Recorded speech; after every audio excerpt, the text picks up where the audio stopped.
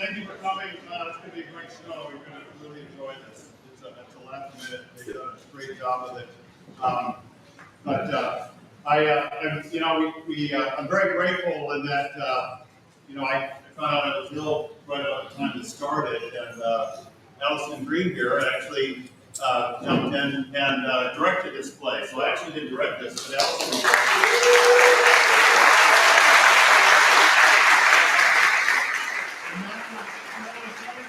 as an intern, and it turns out she's like a drama banshee. So Allison has actually done it together. She's done so much with costume production and everything. But Madeline will be teaching drama with us next year, so she's going to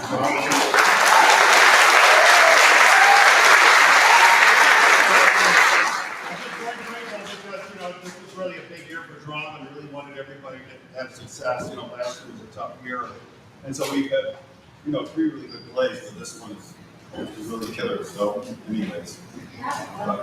I'm so excited you're in for a treat. Excited to be able to have learned under Mr. Dixon. This is really a dream as an alumna for me to have any opportunity to be part of this theater program. Likewise, it's been so fun to learn from these today. They know so much, and I'm just kind of soak it all in. And the cast you're about to see did not perform live last year due to the pandemic. So, and I can't believe it. This is their first time on stage with a live audience, and they're so amazing. So, yeah, give lots of love tonight. Is there One thing is please silence your cell phone. And power it down. And when we get to the end of the play, after the curtain call, there'll be a little chance to take pictures. So we'll all stop for a moment and take pictures. And our new director as well, Mr. Scott, say a couple words again, and then you can each other. Anyway, all right, enjoy.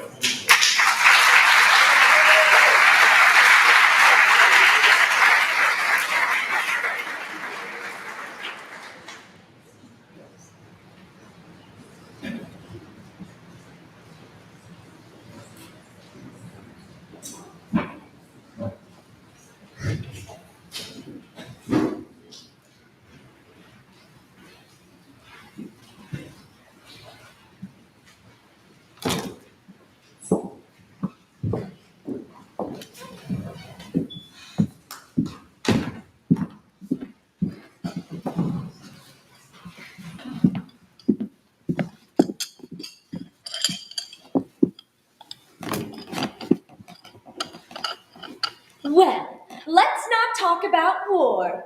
Will you have another cup of tea, dear? No, thank you, Aunt Tabby. Dr. Harper? No, thank you. I must admit, Miss Abby, that war and violence seem far removed from these surroundings. It is peaceful here, isn't it? Yes, peaceful. The virtues of another day, they're all here in this house. The gentle virtues that went out with candlelight, and good manners, and low taxes. It's one of the oldest houses in Brooklyn. It's just as it was when Grandfather Brewster built and furnished it, except for the electricity, and we used that as little as possible. It was Mortimer who persuaded us to put it in. Yes, I can understand that. Your nephew Mortimer seems to live only by electric light. The poor boy has to work so late. I understand he's taking Elaine with him to the theater again tonight. Teddy, your brother Mortimer will be here a little later. Delighted! We're so happy it's Elaine Mortimer takes to the theater with him. Well, it's a new experience for me to wait up until 3 o'clock in the morning for my daughter to be brought home. I hope you don't disapprove of Mortimer, Dr. Harper. Well, We feel so guilty if you did, Sister Martha and I. I mean, since it was here in our house that your daughter met Mortimer. of course, Miss Abby. And so I'll say immediately that I believe Mortimer himself to be quite a worthy gentleman. But I must also admit that I have watched the growing intimacy between him and my daughter with some trepidation. For one reason, Miss Abby. You mean his stomach, Dr. Harper? Stomach. His dyspepsia. He's bothered with it so, poor boy. No, Miss Abby, I'll be frank with you. I'm speaking of your nephew's unfortunate connection with the theater. The theater! Oh no, Dr. Harper. Mortimer writes for a New York newspaper. I know, Miss Abby, I know. But a drama critic is constantly exposed to the theater, and I don't doubt what some of them do develop an interest in it. Well, not Mortimer. You need have no fear of that. Why, Mortimer hates the theater. Really? Oh, yes. He writes awful things about the theater. But you can't blame him, poor boy. He was so happy writing about real estate, which you really knew something about. And then they just make him take this terrible night position. My. But, as he says, the theater can't last much longer anyway. And in the meantime, it's living.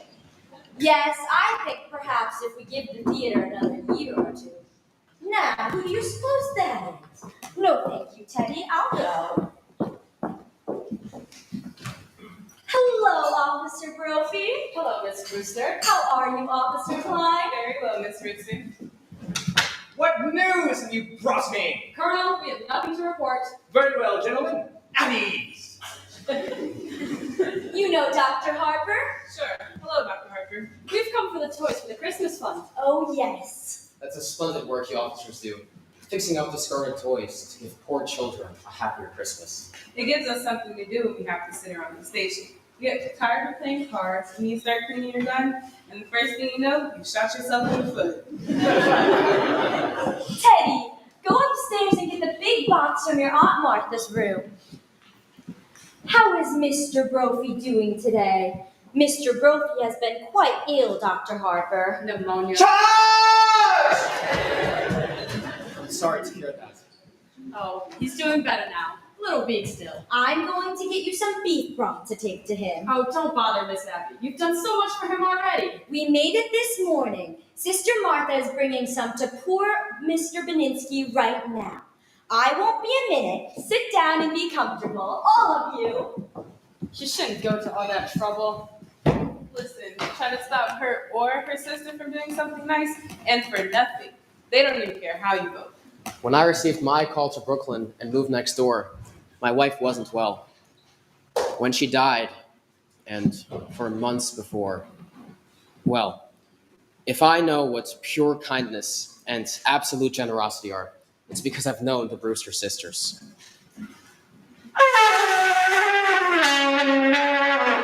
Colonel, you promised not to do that. I cannot sign any proclamation without consulting my cabinet. He used to do that in the middle of the night. The neighbors raised Cain with us. They're a little afraid of him anyhow. Oh, he's quite harmless. Suppose he does think he's Teddy Roosevelt.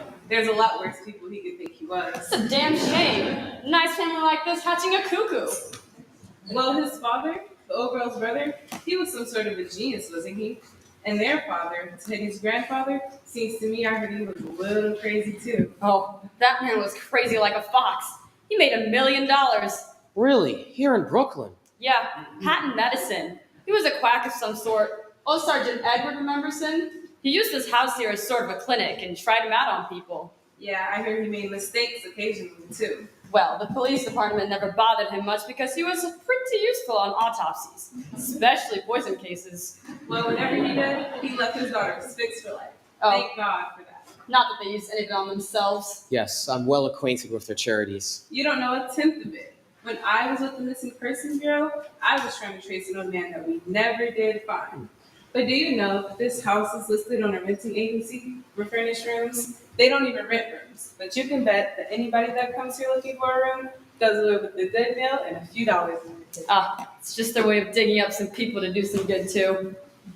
Well, now isn't this nice? Good afternoon, Miss Brewster. How do you do, Officer Brophy? Dr. Harper?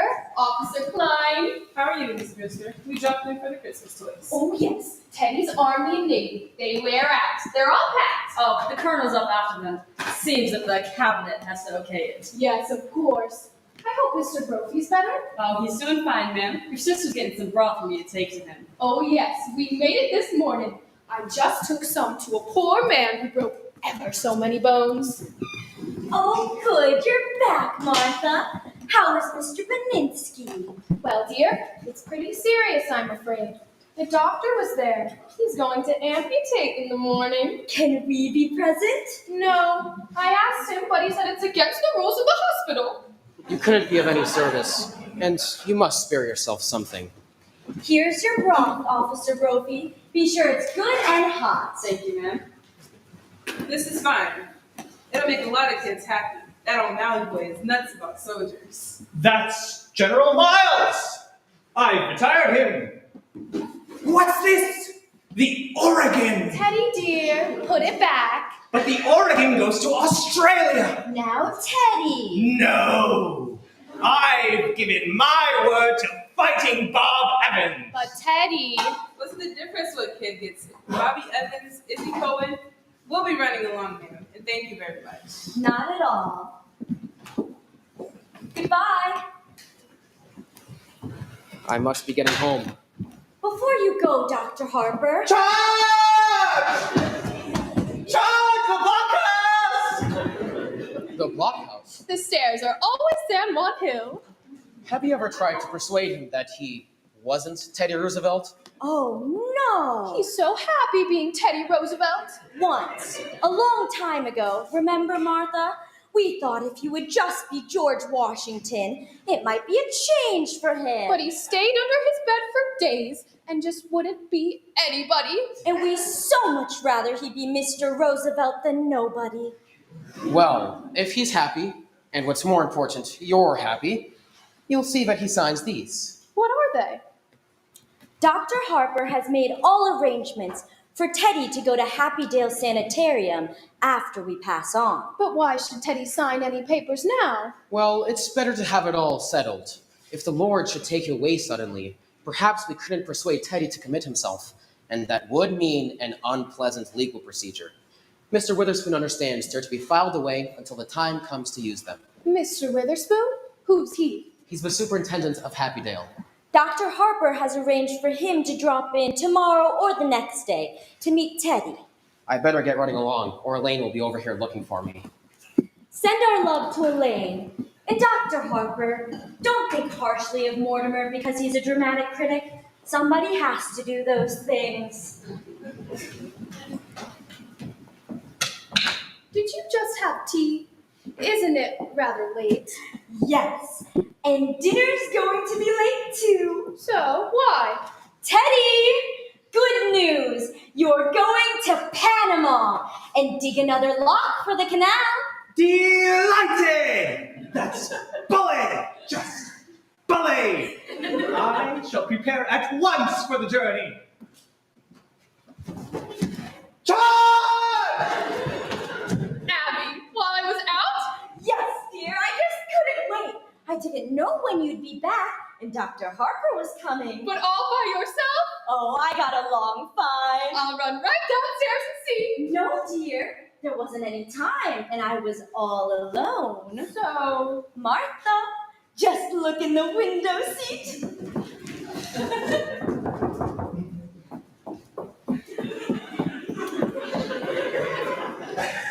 Oh, it's Elaine. Come in, dear. good afternoon, Miss Abby. Good afternoon, Miss Martha.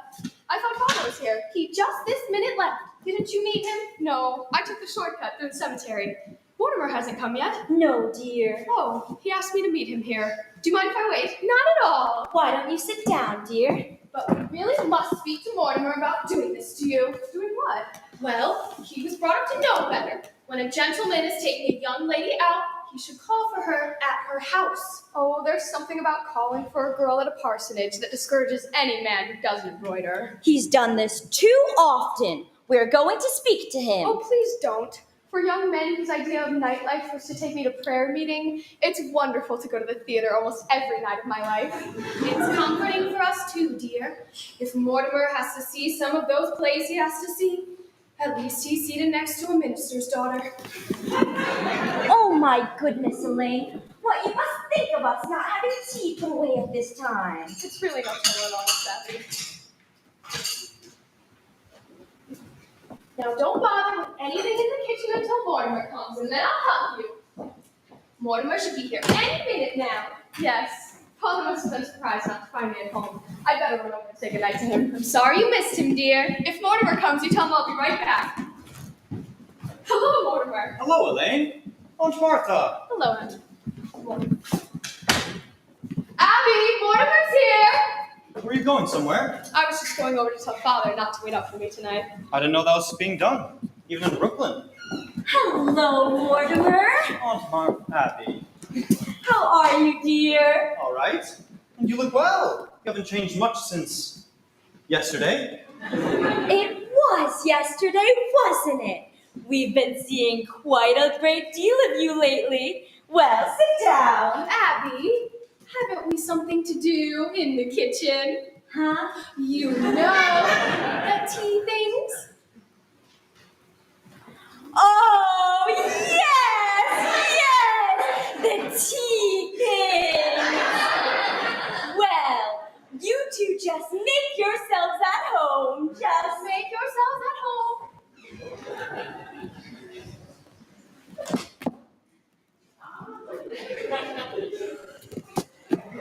Well, can't you take a hint? No, that was pretty obvious. A lack of inventiveness, I should say. Yes, that's exactly what you'd say. Where do you want to go for dinner? I don't care. I'm not very hungry. Well, I just had breakfast. Suppose we wait until after the show. But that'll make it pretty late, won't it? Not with the little stinker we're seeing tonight. From what I've heard about it, we'll be at Blake's by 10 o'clock. You ought to be fair to these plays. Are these plays fair to me? I've never seen you walk out on a musical. That musical isn't opening tonight. No? Darling, you'll have to learn the rules. With a musical, there are always 4 changes of title and 3 postponements. They liked it in New Haven, but it needs a lot of work. Oh, I was hoping it was a musical. You have such a light mind. Not a bit. Musicals somehow have a humanizing effect on you. After a serious play, we join the proletariat in the subway and I listen to a lecture on the drama. After a musical, you take me home in a taxi and you make a few passes. Now, wait a minute, darling. That's a very inaccurate piece of reporting. Oh, I will admit that after the Behrman play, you told me I had authentic beauty. And that's a hell of a thing to say to a girl. It wasn't until after our first musical, you told me I had nice legs. And I had, too. Say, for a minister's daughter, you sure know a lot about life. Where'd you learn it? In the choir loft. I'll explain that to you sometime, darling. The close connection between religion and eroticism. Religion never gets as high as the choir loft. Which reminds me, I better tell Father not to wait up for me tonight. I've never been able to rationalize it. What? My falling in love with a girl who lives in Brooklyn. Falling in love? You're not stooping to the articulate, are you? The only way I can regain my self-respect is to keep you in New York. Did you say keep? No. I've come to the conclusion that you're holding out for the legalities. I can afford to be a good girl for quite a few years yet. And I can't wait that long. Where could we be married in a hurry? Say tonight. I'm afraid Father will insist on officiating. Oh, God. I'll bet your father could make even the marriage service sound pedestrian. Are you by any chance writing a review of it? Forgive me, darling. It's an occupational disease. I may give that play tonight a good notice. Oh, darling, don't pretend you love me that much. I should have tell your father not to wait up tonight. I think I'd better tell him to wait up. I'll telephone Walter Winchell to publish the banns. Nevertheless. All right, everything formal and legal, but not later than next month. Darling, I'll talk it over with Father and we'll set the date. No. We'll have to see what's in rehearsal. There'll be a lot of other first nights in October. Oh. Hello, Teddy. Hello, Mortimer! How are you, Mr. President? Bully! Thank you, just bully! What news have you brought me? Just this, Mr. President. The country is squarely behind you. Yes, I know. Isn't it wonderful? Well, goodbye. Goodbye, Mr. President. Goodbye. Where are you off to, Teddy? Panama!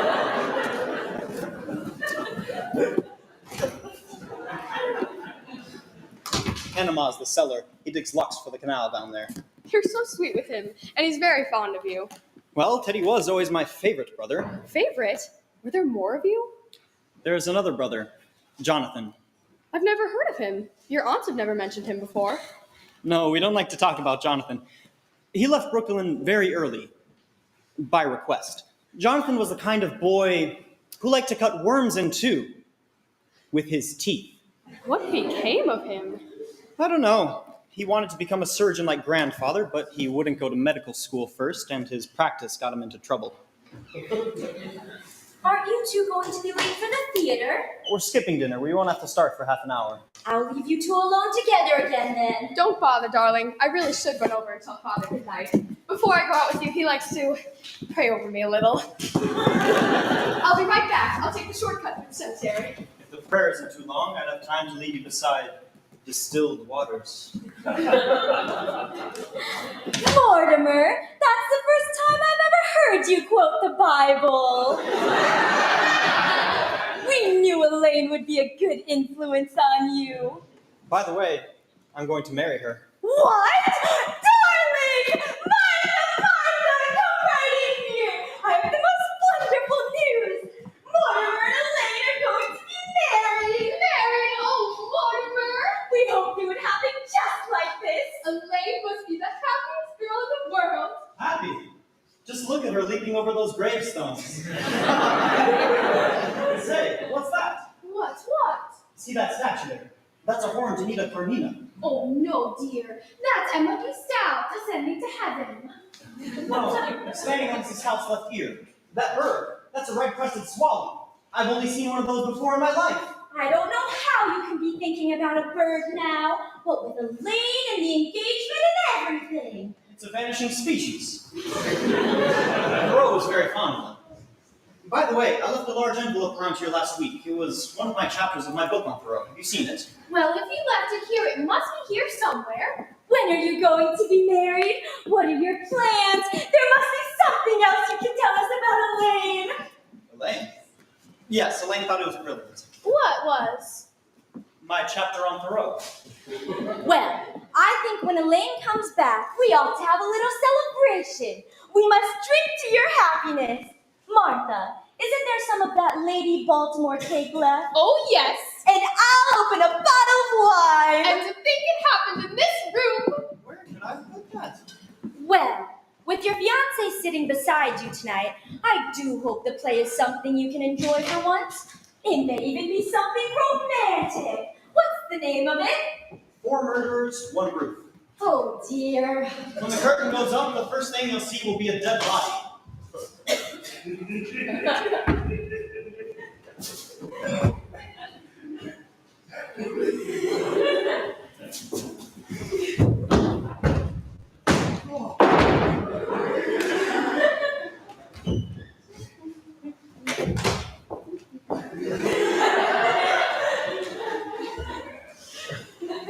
Aunt Abby, Yes, dear. you were going to make plans for Teddy to go to that sanitarium, Happydale. Yes, dear. It's all arranged. Dr. Harper was here today and brought the papers for Teddy to sign. Here they are. He's got to sign them right away. That's what Dr. Harper thinks. That way there'll be no legal difficulties after we pass on. He's got to sign them this minute. He's down in the cellar. Get him up here right away. There's no such hurry as that.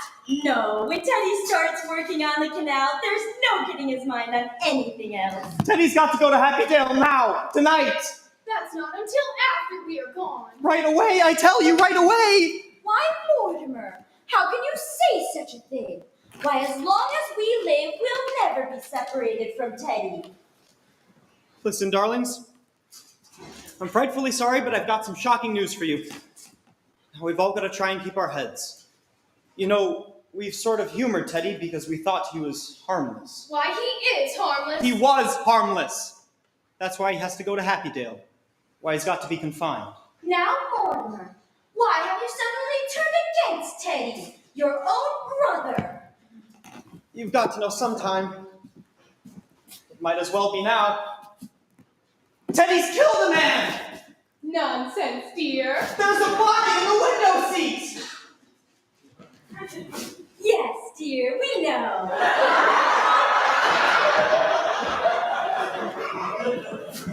You know? Of course, dear, but it has nothing to do with Teddy. Now, Mortimer, just forget about the whole thing. Forget you ever saw the gentleman. Forget? We never dreamed you'd peek. Well, who is he? His name's Hoskins, Adam Hoskins.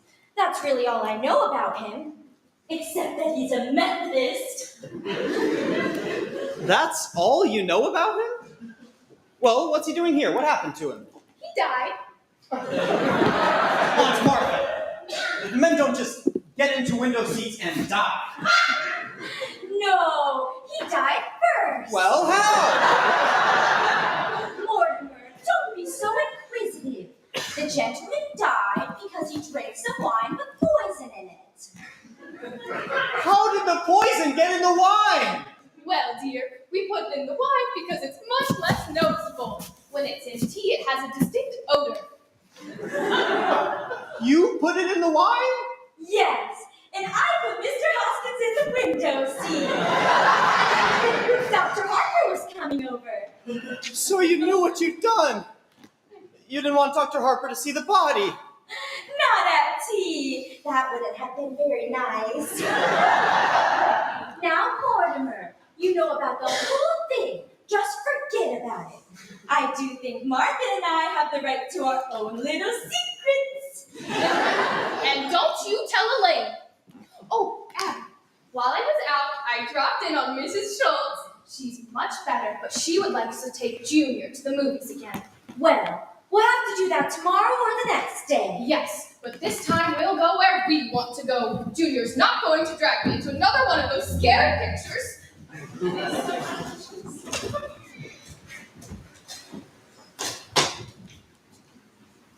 City desk. Hello, Al. Do you know who this is? That's right. Say, Al, when I left the office today, I told you where I was going, remember?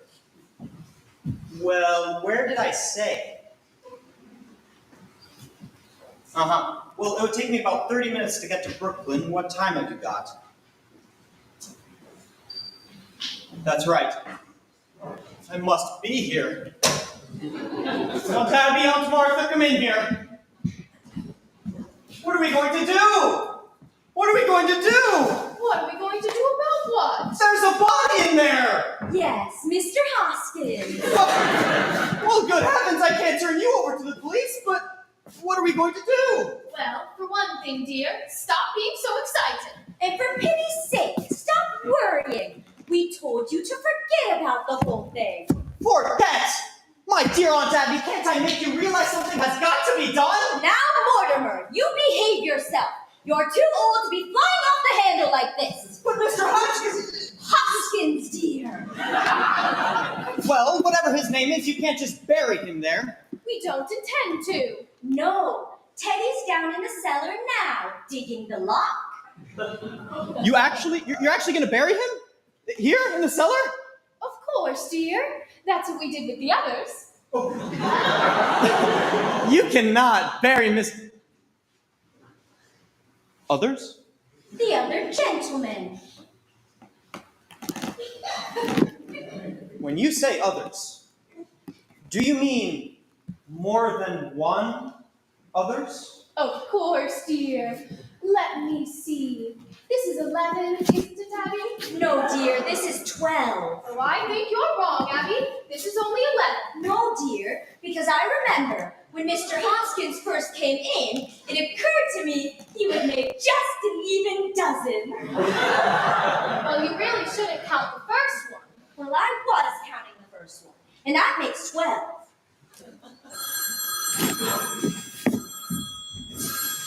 Hello? Hello, Al. My, it's good to hear your voice. Whoa. No, Al, I'm sober as a lark. I just called because I was feeling a little pirandello. You wouldn't know, Al. Look, get a hold of George right away. He's got to review the play tonight. I can't make it. No, Al, you're wrong. I'll tell you all about it tomorrow. Well, George has got to cover the play tonight. This is my department and I'm running it. You get a hold of George. Now, where were we? 12! Yes. Abby thinks we ought to count the first one, and that makes 12. All right. Now, who was the first one? Mr. scientist. Of course, I still think we can't claim full credit for him because he just died. Martha means without any help from us. You see, Mr. Midgley first came here looking for a room. It was right after you moved to New York. And it didn't seem right for that lovely room to be going to waste when so many people needed it. He was such a lonely old man. All his kith and kin were dead, and he was left so forlorn and unhappy. We felt so sorry for him. And then, when his heart attack came, and he sat dead right there, looking so peaceful, remember, Martha? We made up our minds right then and there that if we could help other lonely old men to that same peace, we would. He died right here? How awful for you. Oh no! Why, it was rather like old times. Your grandfather always used to have a cadaver or two lying around the house. You see, Teddy had been digging in Panama, and he thought Mr. Midgley was a yellow fever victim. That meant he had to be buried immediately. So we all took him down to Panama and put him in the lock. You see, that's why we told you not to worry, because we know exactly what's to be done. So that's how all this started. That man walking in here and dropping dead. Of course, we realized we couldn't rely on that happening again, so... You remember those jars of poison that have been up on the shelves in Grandfather's laboratory all these years? You know your Aunt Martha's knack for mixing things.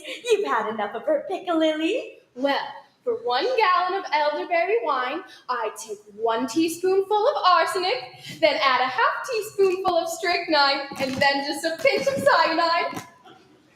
Should have quite a kick. Yes! As a matter of fact, one of our gentlemen found enough time to say, how delicious! Well, I'd better get things started in the kitchen. I do wish you could eat with us. I'm trying out a new recipe. I couldn't eat a thing. I'll come and help you get things started. I feel so much better now. Oh, you have to wait for Elaine, don't you? How happy you must be. Well, I'll leave you alone to your thoughts.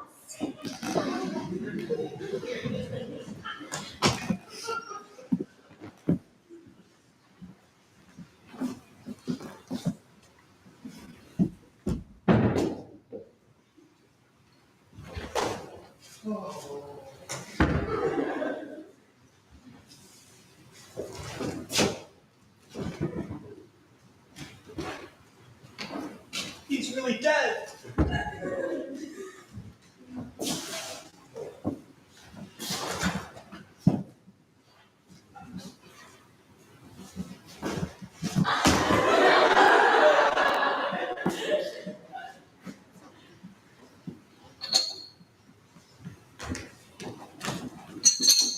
Oh, it's you. Don't be cross, darling. Father could tell that I was excited, so I told him about us, and that made it hard for me to get away. But listen, darling, Father's not going to be waiting up for me tonight. No, you run along home, Elaine. I'll call you up tomorrow. Tomorrow?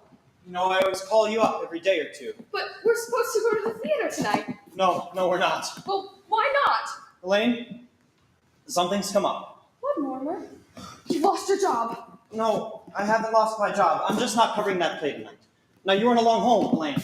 But I've got to know what's happened. Certainly you can tell me. No, I can't. Well, if we're going to be married... Married? Have you forgotten that not 15 minutes ago you proposed to me? I did? Oh, that's right. Well, as far as I know, that's still on. Now you run along home. You can't propose to me 1 minute and then throw me out of the house the next. I'm not throwing you out of the house, darling. Will you get out of here? No! I will not get out of here. Not until I've had some sort of explanation. Elaine! Oh no.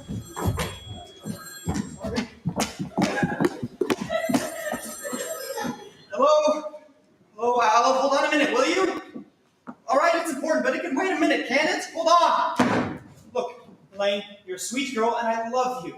But I've got something on my mind now, and I want you to go home and wait until I call Don't try to be masterful. you. When we're married and I have problems to face, I hope you're less tedious and uninspired. Well, when we're married, if we're married, I hope I find you adequate.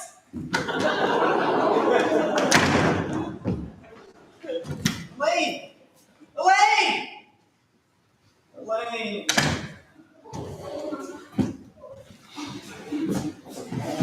Hello? Hello, Al? Hello? Hello? Hello? That's the doorbell, dear, not the telephone. Oh, Hello? Why don't you come in? I understand you have a room to rent? Yes, why don't you step in? Are you the lady of the house? Yes, I'm Miss Brewster, and this is my sister, another Miss Brewster. My name's Gibbs. Why don't you sit down? I'm sorry, we were just setting the table for dinner. hello? Let me talk to Al again. City desk. Al! City desk! What? Oh, I'm sorry, wrong number. May I see the room? Why don't you sit down a minute and let's get acquainted? That won't do much good if I don't like the room. Is Brooklyn your home? Haven't got a home. Live in a hotel. Don't like it. Hello, city desk. Are your family Brooklyn people? Haven't got any family. All alone in the world. Yeah. Well, Martha, you've come just to the right house. Please, do sit down. Hello, Al? Mort, we got cut off. Look, Al, I can't come for the play tonight. That's all there is to it. I can't. What church do you go to? There's an Episcopal church practically next door. I'm Presbyterian. Used to be. What's George doing in Bermuda? Well, certainly I told him he could go to Bermuda. It's my department, isn't it? Well, you've got to get somebody. Who else is there around the office? Is there always this much noise? Oh, he doesn't live with us. There must be somebody. Look, Al, how about the office boy? You know, the bright one? The one we don't like? Well, you look around the office. I'll hold on. I'd really like to see the room. It's upstairs. But why don't you have a glass of our wine before we start up? Never touch it. We make it ourselves. It's elderberry wine. Elderberry wine? Haven't tasted elderberry wine since I was a boy. Thank you. Well, there must be some printers around. Look, Al, the fellow who sets my copy. You ought to know about what I write. His name is Joe. It's the third machine from the left. But Al, he might turn out to be another Burns Mantle. Do you have your own elderberry bushes? No, but the cemetery is full of them. No, I'm not drinking, but I'm going to start now. Do you serve meals? We might. But first, why don't you see if you like our wine? Mortimer! Mortimer, not that! Hey, get out of here! You want to die? You want to be killed? Now you spoiled everything! You can't do things like that! I don't know how to tell you this, but it's not just against the law, it's wrong! It's not a nice thing to do. People wouldn't understand. He wouldn't understand. Abby, we shouldn't have told Mortimer. What I mean is, well, this has developed into a very bad habit. Mortimer, we don't stop you from doing things you like to do. I don't see why you should interfere with us.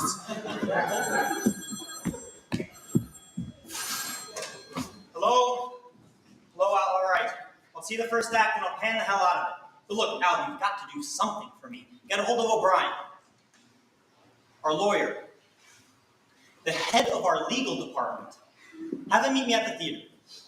Okay, don't let me down. I'm starting now.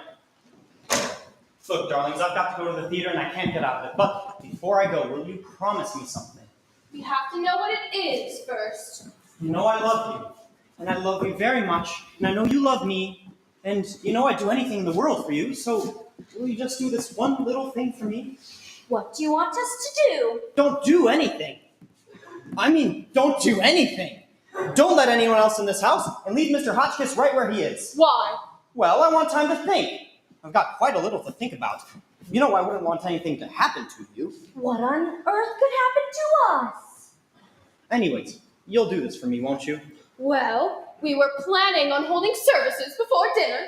Services! Certainly. You don't think we'd bury Mr. Hoskins without a full Methodist service, do you? Can't that wait until after I'm back? Oh, then you can join us. Yes! I think you'll enjoy the services, Mortimer, especially the hymns. Remember, Martha, how beautifully he used to sing in the choir before his voice changed? Remember, you won't let anyone else in this house? It's a promise. Well, Martha, I think we can do that now that Mortimer's cooperating with us. Well, all right. Okay. Do you have any stationery? There's a man I've got to meet. I'll be back just as soon as I can. Here's the stationery. Will this do? I'll do just fine. I can save time if I write my review on the way to the theater. Mortimer didn't seem quite himself today. It's only natural, and I think I know why. Why? Well, he's just become engaged to be married. I suppose that always makes a man nervous. Well, I'm so happy for Elaine. And their honeymoon ought to give Mortimer a real vacation. I don't think he got much rest this summer. Well, at least he's not kiting off to China or Spain. I could never understand why he wanted to go to those places. Well, I think for Mortimer, the theaters always seemed pretty small potatoes. He needs something big to criticize. Something like the human race. Oh, Abby, if Mortimer's going to join us for the services, we'll need another hymnal. There's one in my room. You know, dear, it's really my turn to read services. But since you weren't here when Mr. Hoskins came, I want you to do it. That's very nice of you, dear. But are you sure you want me to? It's only fair. Well, I think I'll wear my black bombazine and mother's old brooch. I'll go. We promised Mortimer we wouldn't let anyone in. Who do you suppose it is? Wait a minute. I'll see.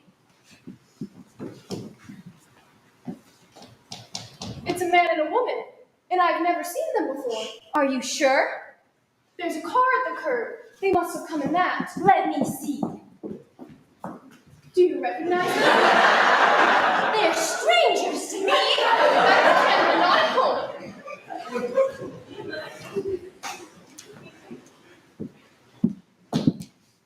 Come in, Doctor.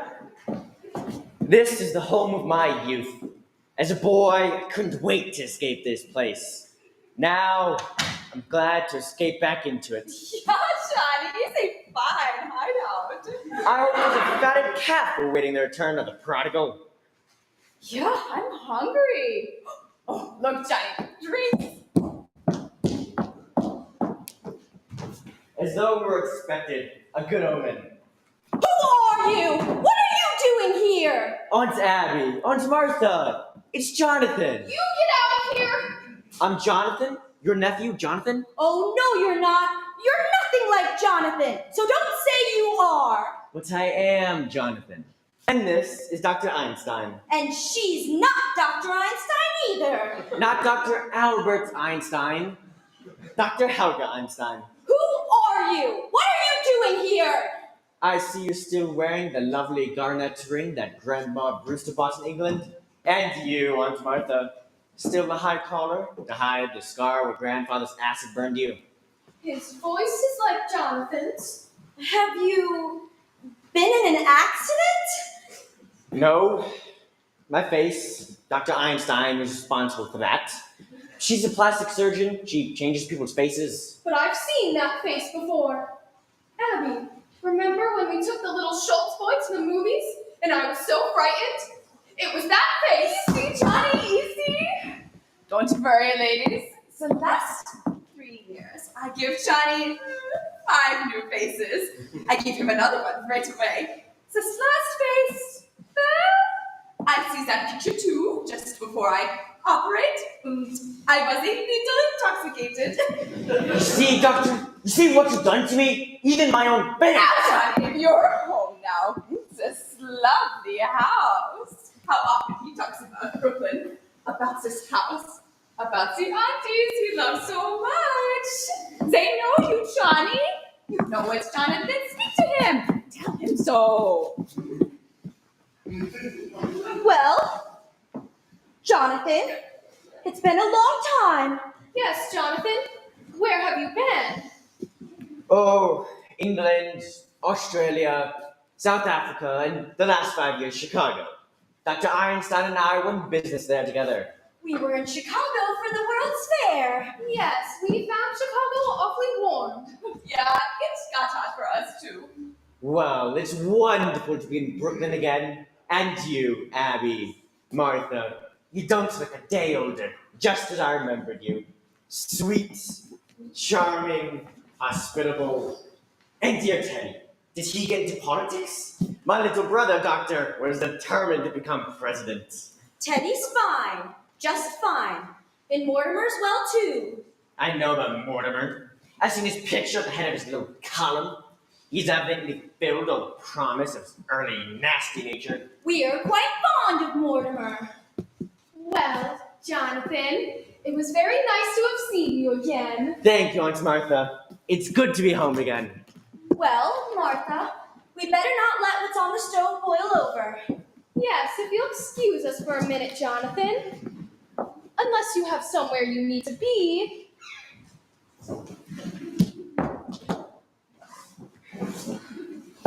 Well, Johnny, where do we go from here? We've got to think fast. The police have got pictures of that face. I've got to operate on you right away. We find a place for that somewhere. And we've got to find a place for Mr. Spinoso too. Don't waste any worry on that rat. But Johnny, we've got a hot stiff on our hands. Forget Mr. Spinoza. Oh, you can't leave a dead body in the rubble seat. You shouldn't have killed him, Johnny. He's a nice fellow. He gives us a lift, and what happens? He said that I looked like Boris Karloff. That you, Doctor, use that Johnny, I'll fix you up quick. We find a place. tonight. Johnny, I've got to eat first. I'm hungry. I'm big. Well, Jonathan, I'm glad you remembered us and took the trouble to come in and say hello. But you were never happy in this house, and we were never happy with you in it. So, we've just come to say goodbye. Aunt Abby, I can't say that your feeling towards me comes as a surprise. I've spent a great many hours regretting the many heartaches I must have given you as a boy. You were quite a trial to us, Jonathan. But my great disappointment is for Dr. Einstein. I promised her that no matter how rushed we were in passing through Brooklyn, I'd take the time to bring her here for one of Aunt Martha's home-cooked dinners. Oh, I'm sorry there just wouldn't be enough. Abby, it's a pretty good-sized pot roast. Pot roast! I think the least we can do is to just... Thank you, Aunt Martha. We'll stay for dinner. Well, we'll hurry along then. Yes. Jonathan, if you want to freshen up, you can use the washroom in Grandfather's old laboratory. Is that still there? Yes, just as he left it. Well, I'll help Martha get things started, since we're all in a hurry. Well, we get a meal anyways. Grandfather's laboratory. And just as it was, Doctor, a perfect operating room. Too bad we can't use it. And after you finish with me, why, we can make a fortune here. The laboratory, that large door in the attic, 10 beds, Doctor. And Brooklyn is crying for your talents. Fuck yourself up, Johnny. Anyways, for Brooklyn, I think you're too late. You don't know this town, Doctor. Practically everybody in Brooklyn needs a new face. It's only the old faces are locked up. A small percentage, Doctor. And besides, the boys in Brooklyn are famous for paying generously to stay out of jail. Take it easy, Johnny. Your aunties, they don't want us here. We're here for dinner, aren't we? Yeah, but after dinner? Leave it to me, Doctor. I'll handle it. Why, this house could be our headquarters for years. Oh, that would be beautiful, Johnny. This nice white house. And those aunts of yours, what lovely ladies. I love them already. Oh, I got the bags, yeah? Doctor, We must wait until we're invited. But you just said We'll be invited. it. And if they say 9? Doctor, 2 helpless old women. It's like comes true a beautiful dream. Only, I hope you're not dreaming. It's so peaceful. That's what makes this house so perfect for us. It's so peaceful.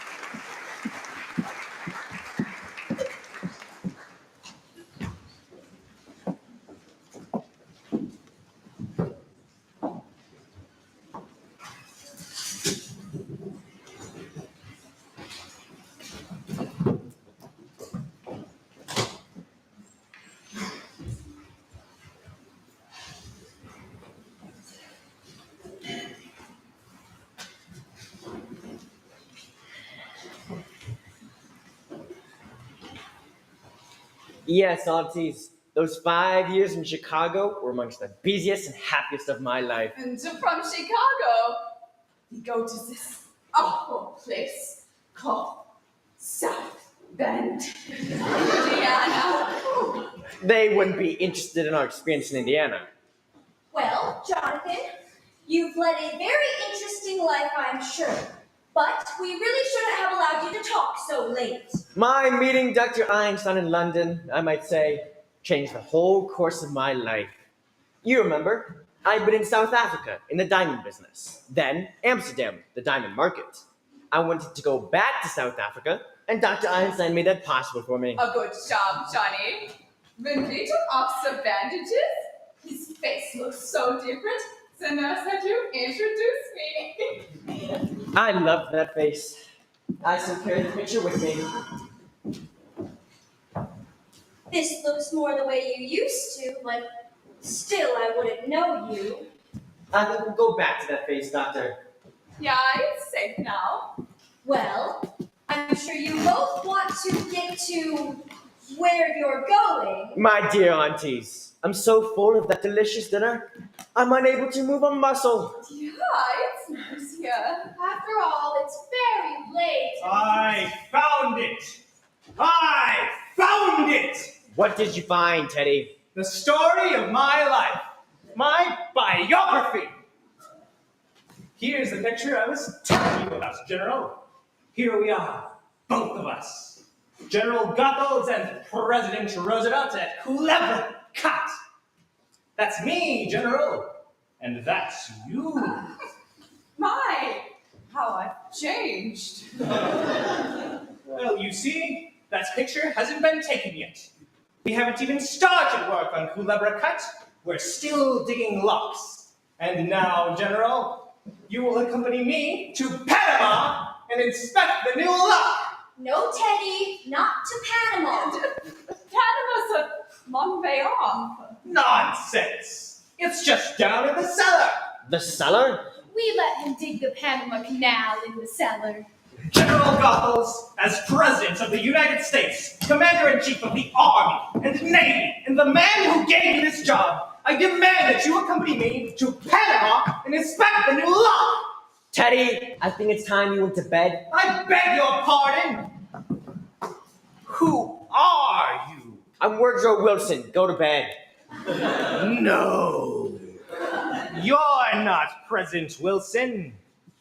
But your face is familiar. Let me see. On my hunting trip to Africa. Yes. You look like someone I might meet in the jungle. That's your brother Jonathan, dear. He's had his face changed. So that's it. A nature faker.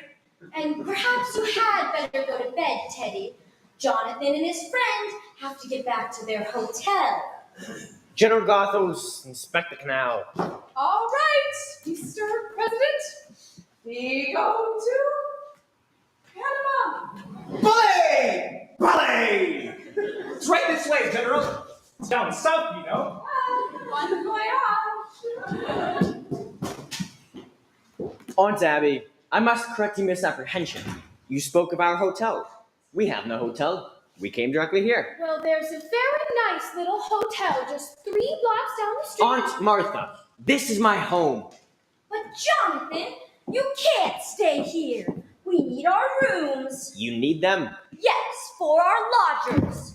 Are there lodgers in this house? Well, not just now, but we plan to have some. Then my old room is still free. But there's no place for Dr. Einstein. She'll share the room with me. No, Jonathan, I'm afraid you can't stay here. Dr. Einstein and I need a place to sleep. You remember this afternoon that as a boy I could be disagreeing. Now it wouldn't be very pleasant for any of us if... Perhaps we better let them stay here tonight. Well, just for tonight.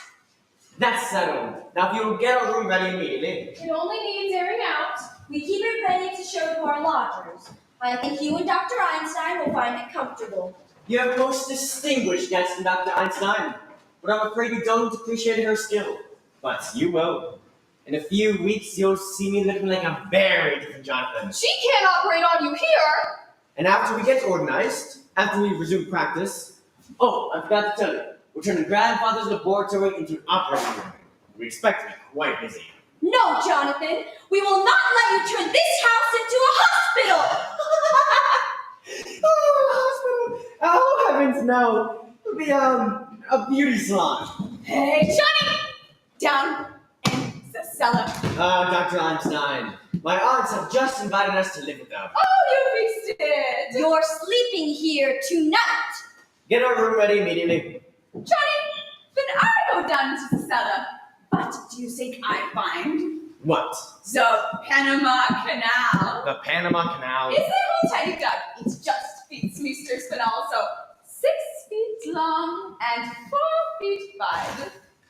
Down there? Yeah, you seem to know very good bringing Mr. Spinal, so that's hospitality. Rather good joke of my aunts. They're living in a house with a body buried in the cellar. Yeah, but how do we get him in? Yes. We can't just walk in through the door. We'll drive a cart between the house and the cemetery.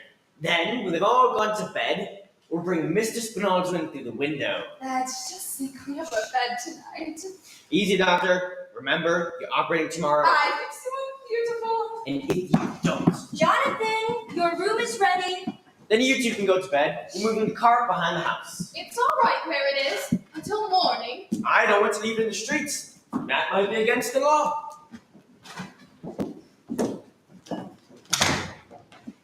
Abby, what are we going to do? Well, we are not going to let them stay in this house for more than one night. What would the neighbors think? People coming in here with one face and going out with another? What are we going to do about Mr. Hoskins? Oh, Mr. Hoskins. He's been so patient, poor dear. Well, I think Teddy better take him downstairs right away. I will not invite Jonathan to the funeral services. No, we'll wait until they've gone to bed and then come downstairs and hold services. General Goggles was very pleased. He said the canal was just the right size. Teddy, there's been another yellow fever victim. Dear me, this will be a shock to the General. Then we mustn't tell him about it. But it's his department. No, Teddy, we mustn't tell him. It would just spoil his visit. I'm sorry, Aunt Tabby. It's out of my hands. He'll have to be told. Army regulations, you know. No, Teddy, we must keep it a secret. Yes. A state secret? Yes, a state secret. Thomas? You have the word of the President of the United States. Cross my heart and hope to die. Now, how are we going to keep it a secret? Well, Teddy, you go back downstairs in the cellar, and when I turn out the lights, when it's all dark, you come up and take the poor man down to the canal. And later we'll hold services. You may announce the president will say a few words. Where is the poor devil? He's in the window seat. It seems to be spreading. We've never had yellow fever there before. Martha, when Jonathan and Dr. Einstein get back, let's see if we can get them to bed right away. Yes, and then by the time they're asleep, we'll be dressed for the services. Oh, Abby, I've never even seen Mr. Hoskins. Oh my goodness, that's right, you were out. Well, just come right over. He's really quite a handsome-looking fellow, considering he's a Methodist. We're moving the luggage. Jonathan, your room is waiting for you. You can go right up. I'm afraid we don't keep Brooklyn hours, but you two run on to bed. I'm sure you're tired, both of you. And we don't go to bed this early. Well, you should. It's time I came home to take care of you. We weren't planning to go until... Aunt Martha, did you hear me say go to bed? The instruments can go to the laboratory in the morning. Now then, we're all going to bed. I'll wait till you're up and turn out the lights. All right, Aunt Abby. I'll be right up. Now, Aunt Abby, turn out the lights.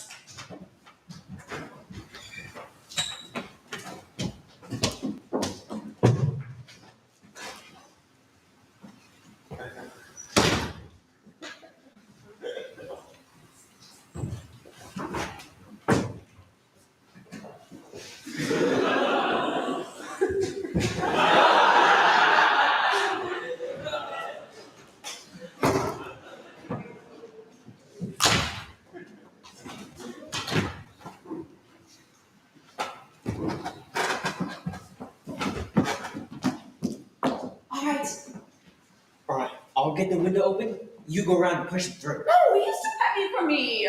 You go outside and push. I stay here and pull. Then together we get it down to Panama. All right, I'll go around and take a look outside. When I tap on the glass, you open the window. All right.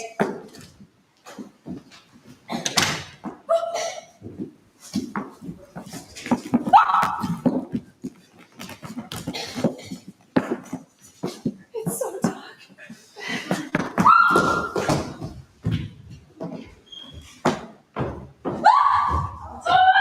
Who left it open? Don't call.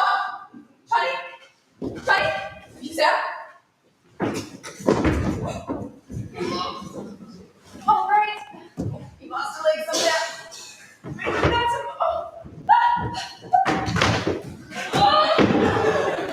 That was me, Johnny. I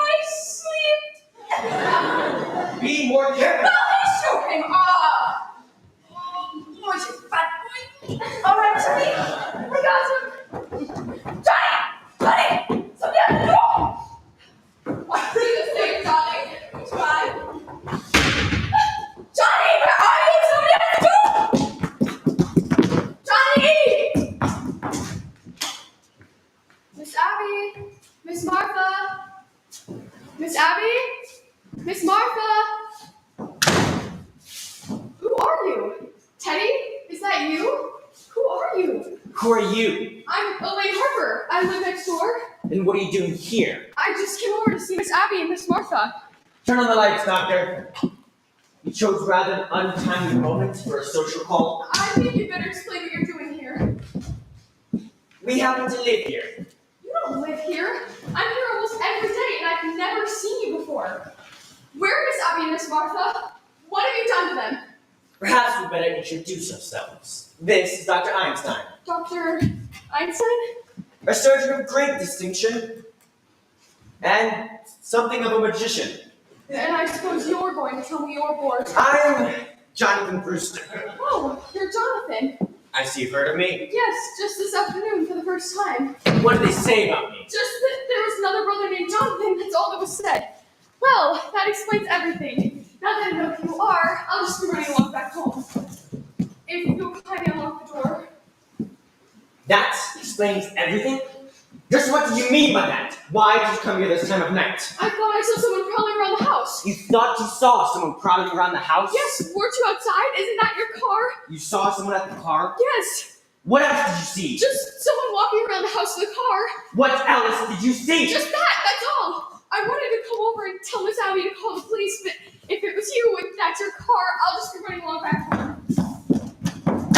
What was the man doing at the car? I don't know. You see, I was on my way over here and... I think you're lying. I think he tells the truth, Johnny. He lets her go now, yeah? I think she's lying. I think she's dangerous. Breaking into a house this time of night. She shouldn't be out on this. Johnny, stop it, please! Stop! Johnny! It's going to be a private funeral. Teddy, tell these people who I am! That's my daughter, Alice. No, Teddy! John! Teddy! Stop it! Doctor, your handkerchief. The setup. What's the matter? What's happening out there? What's the matter? We caught a burglar. A sneak thief. Go back to your room. We'll call the police. We called the police. We're handling it. Go back to your room.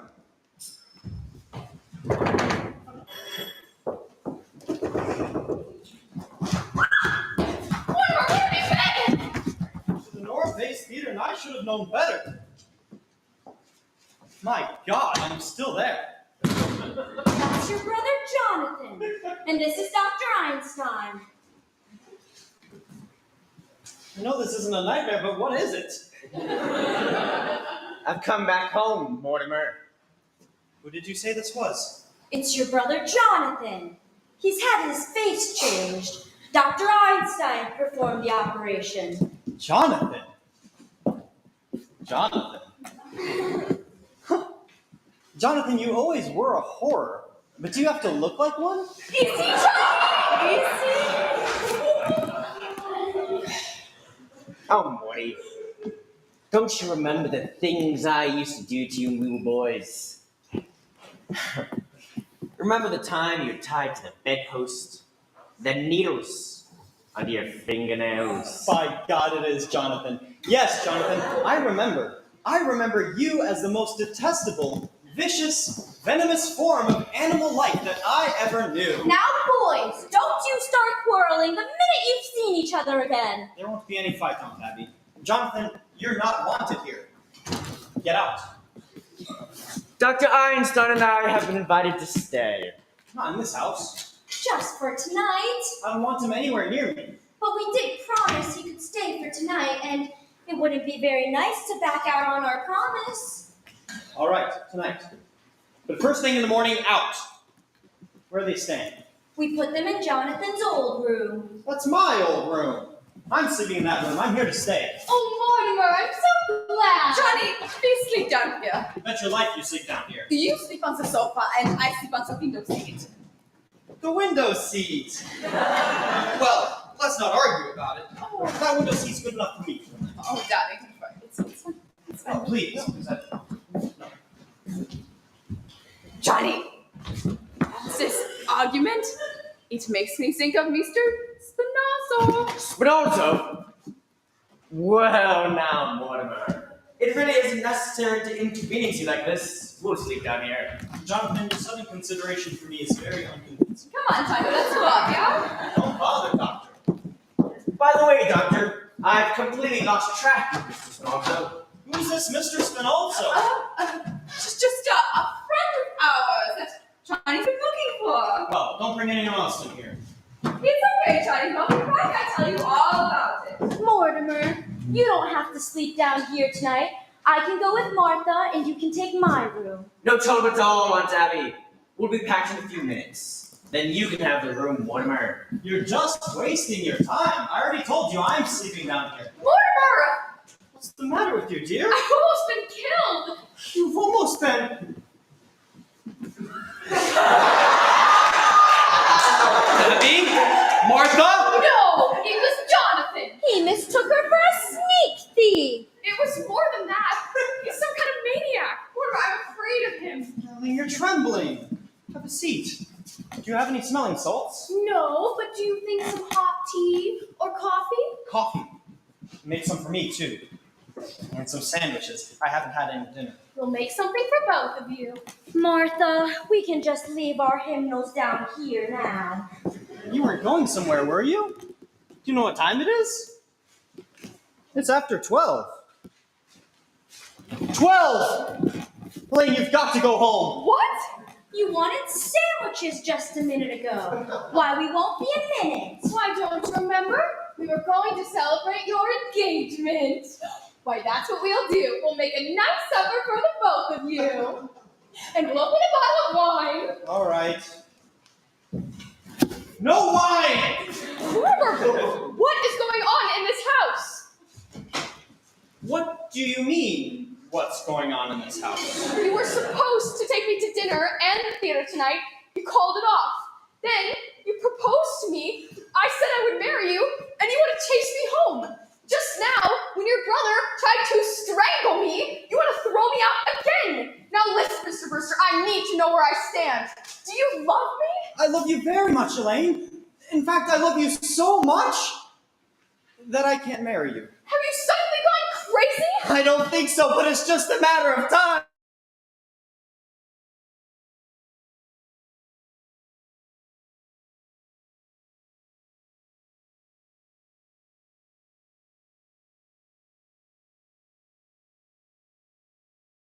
If you really knew my family, it's what you'd expect if Edgar Allan Poe had directed Monty Python. No, just because Teddy's a little... No, it goes way back. The first Brewster, the one who came over on the Mayflower.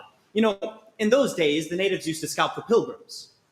He used to scalp the natives. Mortimer, that's ancient history. No, the whole family. Take my grandfather, for example. He tried his patent medicines out on dead people to make sure he wouldn't kill them. He wasn't so crazy. He made $1 million. And then there's Jonathan. You just said he was a maniac. He tried to kill you. But he's your brother, not you. I'm in love with you. And then there's Teddy. You know Teddy. He thinks he's Roosevelt. No, dear. No Brewster should marry. I realize now that if I had met my father in time, I'd have stopped him. No, darling, all this doesn't prove you're crazy. Look at your aunts. They're Brewsters, aren't they? And the sanest, sweetest people I've ever known. Well, even they have their peculiarities. Yes, but what lovely peculiarities. Kindness, generosity, human sympathy. There's another one. Oh, Mortimer, there are plenty of others. You can't tell me anything about your aunts. I'm not going to. Look, Blaine, something very important has just come up. You need to go home. Oh, from where? Mortimer, we're here alone together. I know I'm acting irrationally, but just put it down to the fact that I'm a mad Brewster. If you think you're going to get out of this by pretending you're insane, you're crazy. Maybe you're not going to marry me, but I'm going to marry you. I love you, you dope. Well, if you love me, will you just get the hell out of here? Well, at least walk me home, won't you? I'm afraid. Afraid? A little walk through the cemetery? Well, will you at least kiss me goodnight? Of course, dear. Good night, dear. I'll call you up tomorrow. You critic! Aunt Martha! Aunt Abby, come in here. We'll be in a minute, dear. Come in here now. Yes, dear, what is it? Where's Elaine? I thought I told you not to let anyone else in this house while I was gone. Well, Jonathan just walked in. I don't mean Jonathan. And Dr. Einstein was with him. I don't mean Dr. Einstein.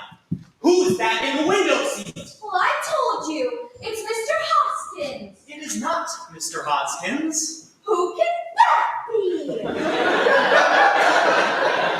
Are you trying to tell me you've never seen this man before? I most certainly am. Oh, this is a fine how you do. It's getting so that anybody thinks they can come into this house to be buried.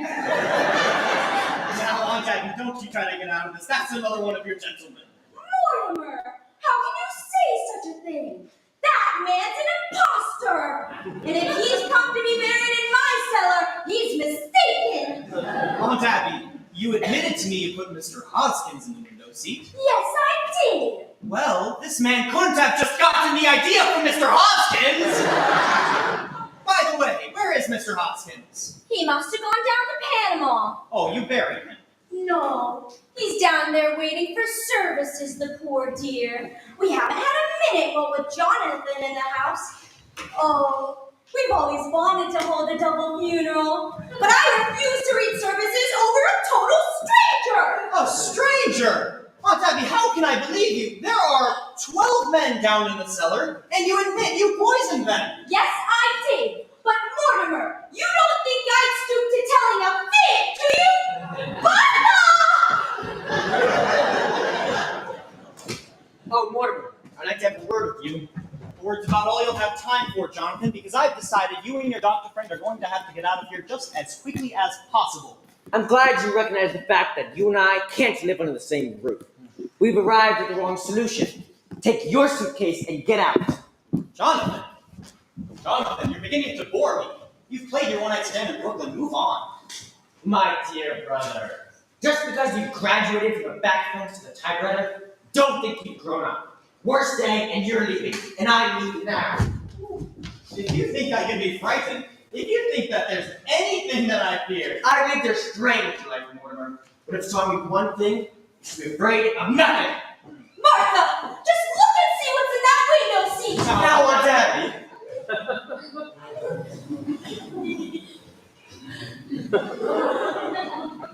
Jonathan, let Aunt Martha see what's in the window seats. Aunt Abby, I owe you an apology. You know, I have very good news for you. Jonathan is leaving. He's taking Dr. Einstein and their cold companion with him. Jonathan, you're a Brewster. You're my brother. I'm going to give you a chance to get out of here and to take the evidence with you. You can't ask for more than that. Very well. In that case, I'll have to call the police. Don't reach that telephone! Are you still getting me orders after seeing what's happened to Spinoza? Spinoza? I knew he was a foreigner. Remember, what happened to Spinoza can happen to you too.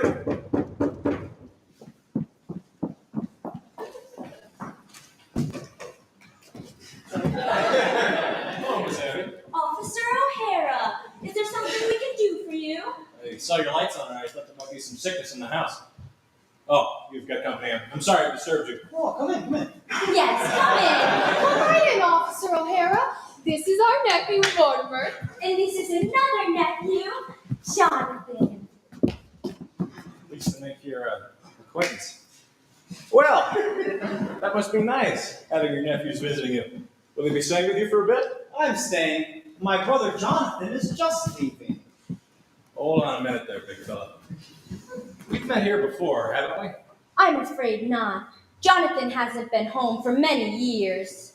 Your face looks familiar to me. Maybe I've seen a picture of you somewhere? I don't think so. Yes, Jonathan, I'd hurry if I were you. Your things are all packed anyway, aren't they? Well, you'll be wanting to say your goodbyes. I should be running along. What's the rush? I'd like to have you stay until my brother goes. I just dropped in to make sure everything was all right. We're going to have some coffee in a minute.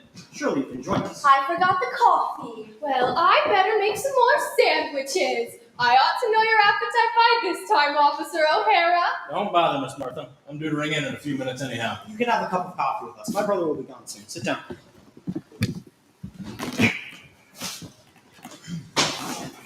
Say, Annie's seen a photograph of your brother around here? I mean, someplace? I don't think so. He certainly reminds me of somebody. He looks like somebody you've probably seen in the movies. No, I never go to the movies. I hate them. My mother says the movies is a bastard art. Yes, it's full of them. Your mother said that. Yeah. She was an actress. A stage actress. Perhaps you've heard of her, Peaches Latour. Sounds like a name I've probably seen on a program. What did she play? Oh, well, her big hit was Mutt and Jeff. She played it for 3 years. I was born on tour, you know, 3rd season. You were? Yeah. Sioux City, Iowa. I was born in the dressing room at the end of the 2nd act, and Mother made the finale. What a trooper. There must be a good story in your mother. You know, I write about the theater. You do?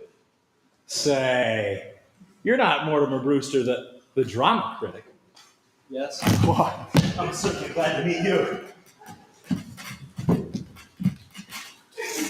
Anyway, Mr. Brewster, you and I are in the same line of business. We are? Yeah! I'm a playwright, you know. This whole being on the police force thing, this is all just temporary. How long have you been on the force? About 12 years. But I'm collecting material for a play. You are. I bet it's a honey. It ought to be. All the drama I see being a cop. I tell you, Mr. Brewster, you got no idea what goes on in Brooklyn. I think I have. Gia, what time you got? 10 after 1. I gotta ring in. Wait a minute, O'Hara. You know, on that play of yours, I may be able to help you. You would? Say, it was my fate walking in here tonight. Look, I'll tell you the plot. Oh, you're leaving now, are you? Good. You don't have much time, you know. Everything's just about ready in the kitchen. Oh, you leaving now, Jonathan? Goodbye. Goodbye, Dr. Einstein. Oh, doesn't this bag belong to you? Oh, yes, Jonathan. You can't leave without all of your things, you know. Well, O'Hara, it was nice meeting you. We'll get together sometime and we'll talk about your play. I'm not leaving now, Mr. Brewster. You're not? You just offered to help me write my play, didn't you? You and me are gonna write that play together. Oh, O'Hara, I can't do that. I'm not a creative writer. Whoa. I'll do the creating. You just put the words. But O'Hara, No, sir, Mr. Brewster. I ain't leaving this house till I've told you the plot. Well, in that case, Mortimer, we'll be running along. you can't do that. I won't let you. You can't go until you've taken everything with you, you know. Well, look, O'Hara, my brother's just going. You can go ring in now. I can wait. I've been waiting 12 years. I'm sorry I was so long. Don't bring that in here. Officer O'Hara, will you join us for a bite in the kitchen? The kitchen? Jonathan's leaving. Oh, well, that's nice. Officer O'Hara. Are you sure you don't mind eating in the kitchen, Officer O'Hara? Where else would you eat? Goodbye, Jonathan. It was nice to have seen you again. You know, Jonathan, I'm glad you came back to Brooklyn because it gives me a chance to throw you out. And the first one out will have to be your boyfriend, Mr. Spinalzo. Hey, look. Mr. Brewster, we can talk in here. I'm coming right now. Might have known you'd grow up to write a play with a policeman. Get going now. All three of you. Doctor, this affair between my brother and me has got to be settled. Johnny, your brother gives us a chance to get away. What more could you ask? You don't understand, Doctor. This goes back many, many years. Now, Johnny, let's get going. We're not going. We're sleeping right here tonight. Oh, with a pop in the kitchen and Mr. Spin also in the window seat? That's all he's got in us. We'll take Spinoza down and dump him in the bank. Come right back here. Then, if he tries to interfere... Now, Johnny! Doctor! You know when I make up my mind... Now, when you make up your mind to lose your head, Brooklyn ain't a good place for you. Doctor! Okay! You do it. But if we do it, do we have to take these things with us? No. Leave him here. Hide him in the cellar. Spinoza can go the same way he came in.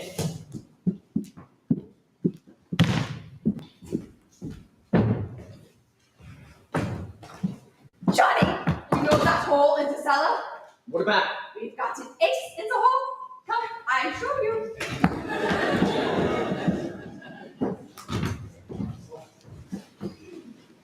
Jonathan! Jonathan! Jonathan! Yes, Mortimer. Where have you two been? I thought I told you to get going. We're not going. Oh, you're not, are you? You think I'm not serious about this, huh? Do you want Officer O'Hara to know what's in the window seat? We're staying here. All right, you asked for it. This gets me rid of you and Officer O'Hara at the same time. Officer O'Hara, will you come in here? You tell O'Hara what's in the window seat. We'll tell him what's down in the cellar. Cellar. There's an elderly gentleman down there who seems very dead. What were you doing down in the cellar? Oh, what's he doing down in the cellar? Oh, thanks, ma'am. They were fine. I've had plenty. Now, what are you going to say to Officer O'Hara? Look, Mr. Brewster, your aunt's in here too. Should I get him in here? No, O'Hara. You can't do that now. You've got to ring in. How the hell with bringing in? I'll get your aunts in here and I'll tell you the plot. O'Hara, not in front of all these people. We'll get together alone someplace later. Well, all right. What about the back room at Kelly's? Fine. You go ring in and I'll meet you at Kelly's. All right.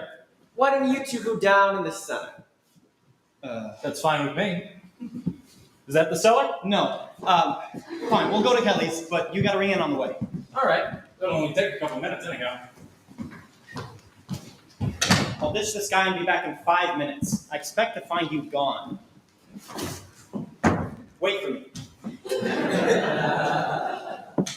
We'll wait for him, Doctor. I've waited a great many years for a chance like this. We got him right where we want him. Boy, did he look guilty. Take the bags back up to our room, Doctor.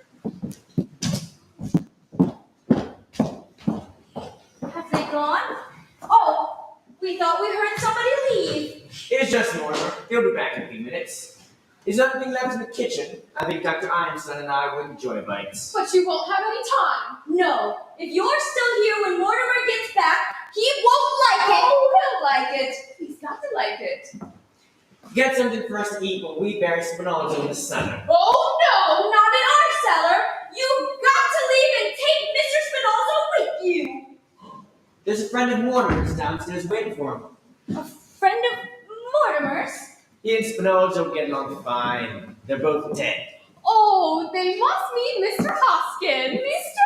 Hoskins. You know about what's downstairs? Of course. But he's not a friend of Mortimer's. He's one of our gentlemen. Your gentlemen? And we won't have any strangers buried in our cellar. But Mr. Hodgkins. Mr. Hoskins isn't a stranger. And besides, there's no room for Mr. Spinoza. It's crowded already. Crowded? With what? There are 12 graves down there now. 12 graves? And that leaves very little room. And we are going to need it. You mean you and Aunt Martha have murdered? Murdered? Certainly not. What we do is a charity. Why, what we've been doing is a mercy. So you just take your Mr. Spinoza with you. You mean you've done that here, in this house, and you bury them down there? Johnny, we've been chased all over the world. So old ladies stay right here and do just as good as you do. What? Well, you've got 12 and they've got 12. I've got 13. No, Johnny, 12. 13. There's Mr. Spinoza, the first one in London, the two in Johannesburg, the one in Sydney, one in Melbourne, the two in San Francisco, and the one in Phoenix. The Phoenix Station, the three in Chicago, and the one in South Bend. Oh, but you can't count the one in South Bend. He died of pneumonia. He would have gotten pneumonia if I hadn't shot him. No, Johnny, he died of pneumonia. He don't count. He counted me. I say 13. No, Johnny, 12. So old ladies are just as good as you are. Oh, are they? Well, that's easily taken care of. All I need is one more. That's it. Just one more. Well, here I am.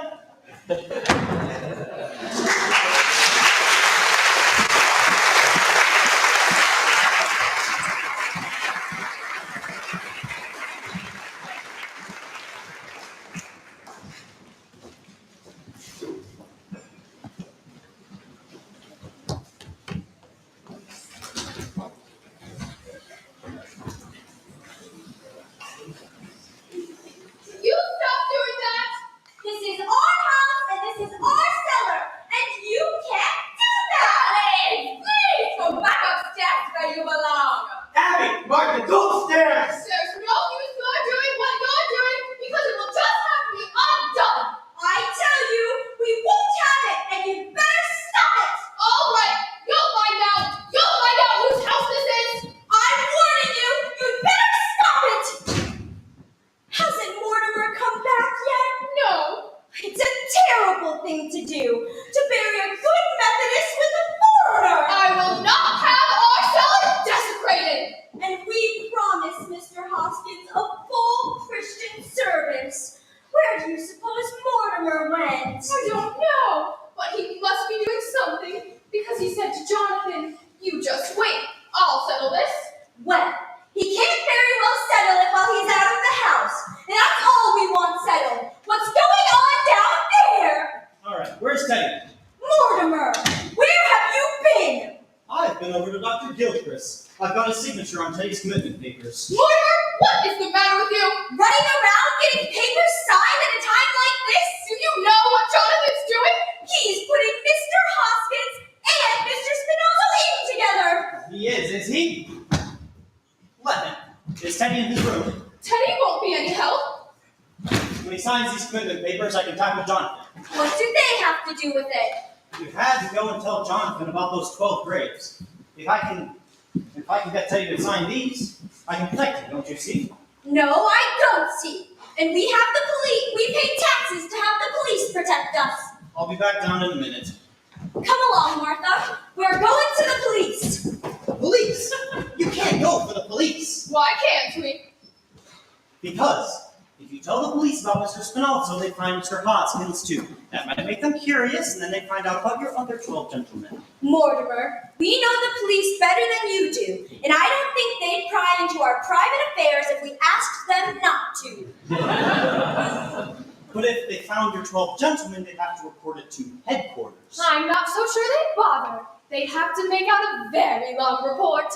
And if there's one thing a policeman hates to do, it's to write. You can't depend on it. It might leak out. And you can't expect a judge and jury to understand. Oh, Judge Coleman would. We know him very well. He always comes to church to pray, just before election. And he's coming to tea here someday. He promised. Oh, Abby, we must speak to him again about that. His wife died a few years ago, and it's left him very lonely. Well, come along, Martha. Hey, no, you can't do this. You can't leave this house, and you can't have Judge Coleman to tea. If you're not going to do something about Spinozzo, we are. I am going to do something. We may have to call the police in later. But if we do, I want to be ready for them. You've got to get Jonathan out of this house! And Mr. Spinozzo, too! Will you please let me do this my own way? I've got to see Teddy. If they're not out of this house by morning, Mortimer, we're going to call the police! They'll be out of the house, I promise you that. Now will you please go to bed? For God's sakes, get out of those clothes. You look like Queen Victoria. Well, Abby, that's a relief, isn't it? Yes. If Mortimer really is going to do something at last, it just means Jonathan's going to a lot of unnecessary trouble. We better tell him. Jonathan, you might as well stop what you're doing. It's done. Did I hear Mortimer? Well, it'll just have to be undone. You're going to be out of this house by morning. Mortimer promised. Oh, are we? Well, in that case, you and Aunt Martha can go to bed and have a pleasant night's sleep. Yes. Come, Abby. Good night, aunties. Not good night, Jonathan. Goodbye. You're going to be out of this house by the time we wake up. Mortimer promised. And he has a way of doing it, too. Then Mortimer is back. Yes, he's up here talking to Teddy. Goodbye, Jonathan. Goodbye, Jonathan. Perhaps you'd better say goodbye to Mortimer. Oh, you'll see, Mortimer. Yes, I'll see Mortimer. That's all fixed up, smooth like a lake, and nobody even knows it's buried down there. That bed feels good already. 48 hours we didn't sleep. Come on, Johnny, let's go up. Doctor, you're forgetting What? my brother Mortimer? Oh, Johnny, we can do that tomorrow. It's the next day. No, tonight, now. Johnny, I'm tired, and tomorrow I've got to operate. Yes, you're operating tomorrow, doctor, but tonight we take care of Mortimer. Johnny, we go up, yeah? Doctor, look at me. You can see it's going to be done, can't you? I can see that. Look, I know. It's a little too late to dissolve our partnership. Okay, we do it. What's the quick fix? The quick twist, like in London? No. I think this calls for something special. I think perhaps the Melbourne method. No, Johnny, not that. 2 hours. And when it was over, what? The fellow in Melbourne was just as dead as the fellow in London. We had to work too fast in London. There's no aesthetic satisfaction in it. But Melbourne, there is something to remember. Remember! I wish I did it. No, Johnny, not Melbourne, not me. Yes, doctor, get the tools. No, Johnny, I won't do it. I won't do it. Get the nerve. No, Johnny. Where are they? I won't tell you. Where are they? I won't tell you. Oh yes, you hid them this cellar. Where? No, Johnny. I'll find them, doctor. Johnny. Mr. President. But I cannot sign any proclamation without consulting my cabinet. But this must be a secret. A secret proclamation? How unusual. Japan doesn't know until it's been signed. Japan! Those devils! I'll sign it right away. Yes. You have my word for it. Let's go and sign it. You wait here. A secret proclamation has to be signed in secret. But at once, Mr. President. I'll have to put on my signing clothes.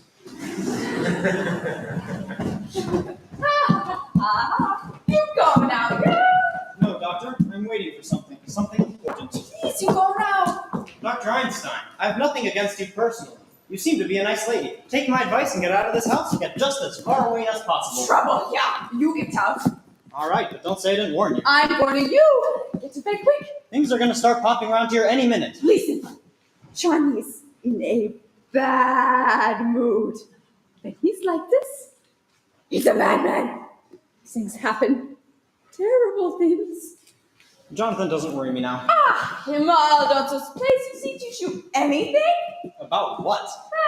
At least people in plays act like they've got sense. That's more than you do. That's right? You think people in plays act intelligently.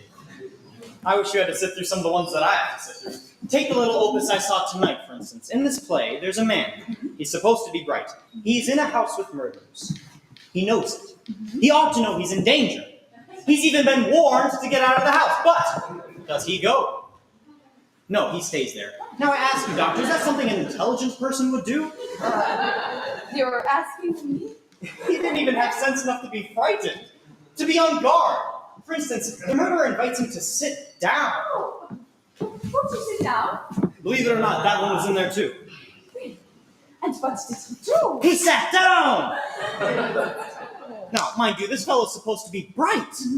So there he sits, just waiting to be trussed up. And what do you think they used to tie him with? What? The curtain cord. A good idea. Very convenient. A little too convenient. When our playwright's going to start using some imagination. And he didn't see He's seen him. He sat there with his back to him. Well, this is stuff we have to sit through night after night. It's awful. And they say the critics are killing the theater. It's the playwrights who are killing the theater. So there he sits, the big goat. This fellow who's supposed to be bright, just waiting to be trussed up and gagged. Get it, Doctor! Oh, no. You're right about that fellow. He wasn't very bright. We'll take it from here, Mortimer. It's okay. I've been away for 20 years, Mortimer. And never once in all that time, my dear brother, were you out of my mind. In Melbourne one night, I dreamed of you. And landed in San Francisco, I felt a strange satisfaction. I was once again in the same country with you. Please, Johnny, for me, something. Doctor, this really must be an artistic achievement. Johnny! After all, we're performing for a very distinguished critic. Okay, we do it. It's a quick play. It's a quick play. Now, Doctor, we gotta work. Johnny, I've got to have a drink. I can't do this without having a drink. Pull yourself together, Doctor. But I got to have a drink. Everybody did this afternoon. So it was fun here, remember? Here she puts that. Here's our drink. That's all there is. It's okay. I split it with you. We both need a drink. One moment. Doctor, where are your manners? Yes, Mortimer. I realize now it was you who brought me back to Brooklyn. Doctor, to my dear dead brother. Damn it, that idiot! He goes next, that door! He goes next! No, Johnny! Not Teddy! That's right! Stop! Not Teddy! We get the Teddy later! We don't get him at all! Now, Doctor, we've got to work fast! Yeah, Johnny, for me, the quick way! Yes, Doctor, the quick way! Hey! Girl's gotta quit blowing that horn. It's all right, officer. Yeah, it was gonna be hell of a big morning. We promised the neighbors you wouldn't do that. We've taken it away from him, officer. Good night. Put a sock in it, Frankenstein. Where are the lights? Over there. Hey! You stood me up. I waited an hour for you. What happened to him? He was explaining what he saw in the play tonight, and this is what happened to the fellow in the play. Did they have that in the play you saw tonight? Mm-hmm. They practically stole that from the second act of my play. How terrible. You know, in my second act, just before the... Well, I better begin at the beginning. It opens in my mother's dressing room, where I was born, only I ain't born yet. Huh? Oh. You know what? No, you gotta hear the plot.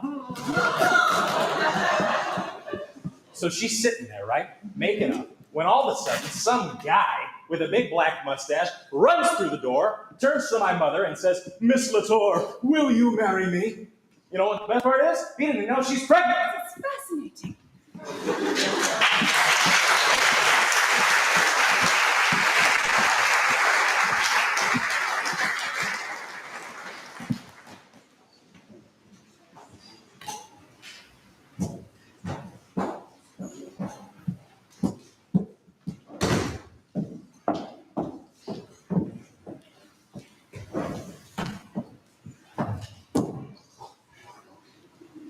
Okay. So there she is, right? Lying there, across the table, in her lingerie. Some guy's just standing over her with a hatchet. As for me, I'm tied up in a chair just like you are. And the whole place is an inferno of flames. I mean, it's on fire. Then, all of a sudden, through the window, in comes Mayor LaGuardia. So what do you think? Well, you put Johnny to sleep. Yeah, don't worry about him. If he ain't got no more interest than that, he don't get a drink. Hey. Take it easy on that, would you? Remember we paid for it? I'm listening, ain't I? All right. So it's 3 days later. I've been transferred and I'm under charges because some guy stole my badge. So I'm walking my beat on Staten Island, 46th precinct. When all of a sudden the guy I'm following, turns out, is really following me. So I figure I'll outsmart him. Don't let anybody in. There's a vacant house on the corner. I turn, I go in, and I stand there, right? I stand there in the dark. I see the door handle slowly turn. Johnny, break up! It's got break up! So I brace myself against the wall, draw my gun, and I say, "Come in!" Hey! What in blazing hell is going on here? Hey, Pat, what do you know? This is Mortimer Brewster. He's going to be writing my play with me. Did you have to tie him up to make him listen? Maybe. No. You'd better report at the station. The whole force is out looking for you. Did they send you here for me? We didn't know you was here. No, we came to warn the old ladies there's hell to pay. Colonel blew that bugle again in the middle of the night. From the way the neighbors have been calling it about it, you would think the Germans had dropped the bomb on Flatbush Avenue. Lieutenant is on a warpath. He says, the colonel's got to be put away someplace. Yes! Yes! Oh, hey, look, Mr. Brewster, I got to get away, but I'll just run through the third act quick. Get away from me! Say, do you know what time it is? It's after 8 o'clock in the morning. Oh, jeez, Mr. Brewster, those first two acts are a little long, but I just don't see anything being laid out. You can leave it all out! Rude. Who the hell's this guy? That's my brother. The one that ran away? So he came back. Yes, he came back. This is Brophy. Get me Mac. I'd better let him know we found you, Joe. Mac, tell the lieutenant he can call off the big manhunt. Yeah, we got him. He's in the Brewster house. Would you like us to bring him in? All right, we'll hold him here. Lieutenant's on his way over. So been turned in, eh? I suppose you and that stool pigeon brother of mine split the reward. Reward? I'll do some turning in. You think my aunts are sweet, charming old ladies, don't you? There are 13 bodies in the cellar. Oh, Daddy! What are you talking about? You better be careful what you say about your aunts. They happen to be friends of ours. I'll show it to you, prove to you. Come to the cellar with me. Wait a minute. 13 bodies, I'll show you where they're buried. You don't want to see what's down in the cellar? Maybe we should. You should go down the cellar with him. I'm not so sure I want to go down the cellar with him. Look at that puss. He looks like Boris Karloff. Okay, get him! Get him off!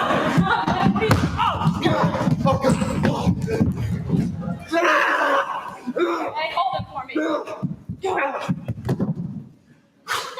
What do you know about that?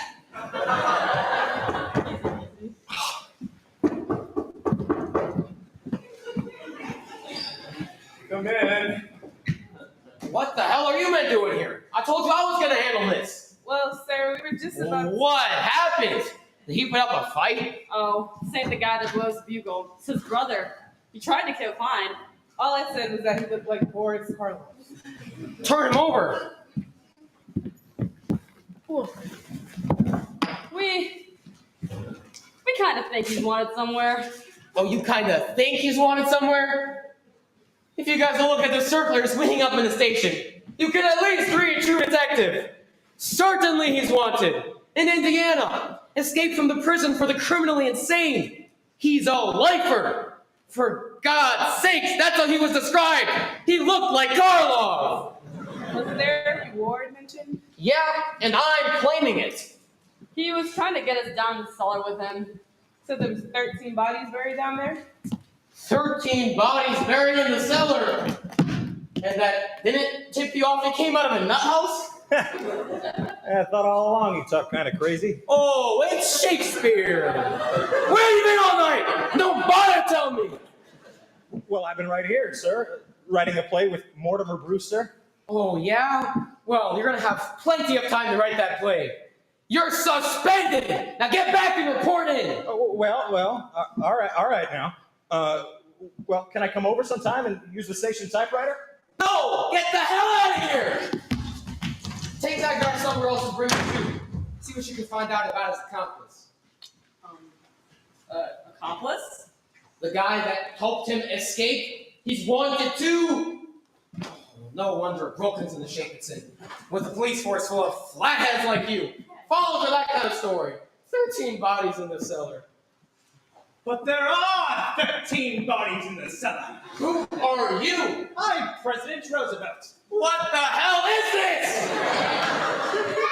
He's the fellow that blows the bugle. Good morning, Colonel. Well, Colonel, you've blown your last bugle. Dear me. Another yellow fever victim. What? All the bodies in the cellar are yellow fever victims. No, Colonel, this is the spy we caught in the White House. Will you get that guy out of here? If there's any questioning of spies, that's my department. You keep out of this! You're forgetting! As president, I am also head of the Secret Service. Captain, I'm Mortimer Brewster. Are you sure? I'd like to talk to you about my brother Teddy. He's the one that blew the bugle last night. Mr. Brewster, we ain't gonna talk about that. He's got to be put away. I quite agree with you. In fact, it's all arranged for. I've had the papers signed by Dr. Gilchrist, our family physician. Teddy signed them himself, you see, and I've signed them as next of kin. Where's he going? Happy to. All right. I don't care where he goes as long as he goes. Oh, he's going all right. But I want you to know that everything that's happened around here has been Teddy's doing. Now, those 13 bodies in the cellar. Those 13 bodies. It ain't enough that the neighbors are all afraid of him and is disturbing the peace with the bugle. But can you imagine what would happen if that cockeyed story about 13 bodies in the cellar got around? Now he's starting a yellow fever scare. Cute, ain't it? 13 bodies! Do you think anybody would believe that? You just can't tell. Some people are just dumb enough. You don't know what to believe these days. About a year ago, a crazy guy over in Greenpoint starts a murder rumor, and I had to dig up a half-acre lot just to prove. Will you excuse me? Hello. Good morning, Mortimer. Good morning, dear. This is Mr. Witherspoon. He's come to meet Teddy. To meet Teddy? Yes, Mr. Witherspoon's the superintendent of Happydale. Oh, come right in. This is Captain... Lieutenant Rumi. Glad you're here, Super, because we're taking him back with you today.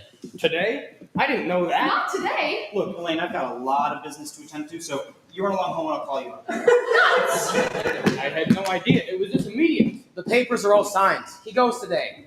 Complete insubordination!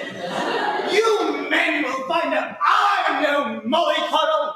When the President of the United States is treated like that, What's this country coming to? There's your man, Super. Just a minute. Mr. President, I have very good news for you. Your term of office is over. Is this March the 4th? Practically. Let me see. Oh, now I go on my hunting trip to Africa. Yes. Yes. I will get started immediately. Is he trying to move into the White House before I moved out? Who, Teddy? Taft! This isn't Mr. Taft, Teddy. This is Mr. Witherspoon. He's to be your guide in Africa.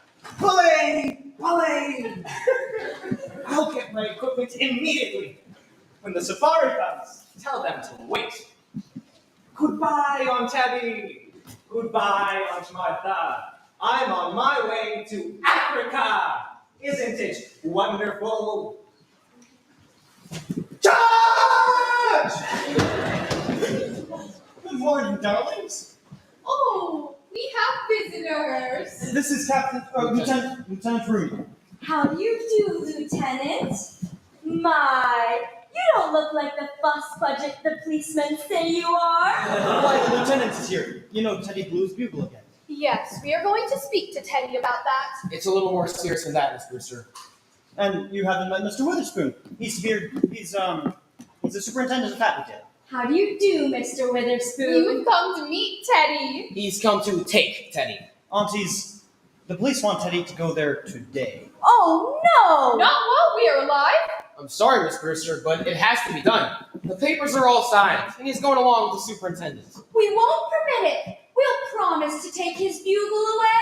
We won't be separated from Teddy. I'm sorry, ladies, but the law is the law. He's committed himself, and he's going. Well, if he's going, we're going too. Yes, you'll have to take us with him. Well, why not? Well, it's sweet of them to want to, but it's impossible. You see, we can't take sane people at Happydale. Mr. Witherspoon, if you'll let us live there with Teddy, we'll see that Happydale is in our will, and for a very generous amount. Well, the Lord knows we could use the money, but I'm afraid. Now, let's be sensible about this, ladies. For instance, here I am, wasting my morning when I've got serious work to do. You know there are still murders to be solved in Brooklyn? Yes! There are? It ain't only his bugle blowing, the neighbors all afraid of him. But things would just get worse. Sooner or later, we'd be put to the trouble of digging up your cellar. Our cellar? Yeah, your nephew's been saying all around that there are 13 bodies buried down there. But there are 13 bodies in our cellar. If that's why you think Teddy has to go away, you just come with us to the cellar and we'll prove it to you. There's one, Mr. Spinalzo, who doesn't belong to us and who will have to leave. But the other 12 are our gentlemen. I don't think the lieutenant wants to go down there. He was only telling me that just last year he had to dig up a half-acre lot. Weren't you, Lieutenant? That's right. You wouldn't have to dig here. The graves are all marked. We put flowers on them every Sunday. Flowers? Superintendent, don't you think you can find some room for these crazy ladies? Well, Come along with us and we'll show you the graves. I'll take your word for it, lady. I'm a busy man. How about it, Super? well, they'd have to be committed. Teddy committed himself. Can't they commit themselves? Can't they sign the papers? Why, certainly. If we can go with Teddy, we'll sign the papers. Where are they? Yes, where are they? He's coming around, Lieutenant. Good morning, Officer Klein. Good morning, Officer Klein. Are you here too? Yeah, Brophy and me have got your oven in the kitchen. Sign him up, Superintendent. I want to get this all taken care of. 13 bodies. What a joke. Sign right here. And you here. I'm really looking forward to going. The neighborhood here has changed, so... Just think, a front lawn again. Oh, we're overlooking something. What? Well, we're going to need the signature of a doctor. Oh, Dr. Einstein, won't you come over here? We'd like to have you sign some papers. Please, I must know. Please. You know, at one point last night, I thought the doctor was going to operate on me. Just come right over. And you'll sign right here.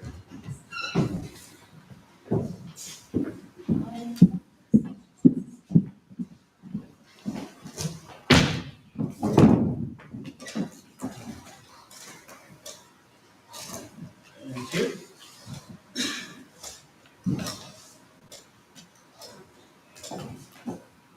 Hello, Mac. It's Rooney.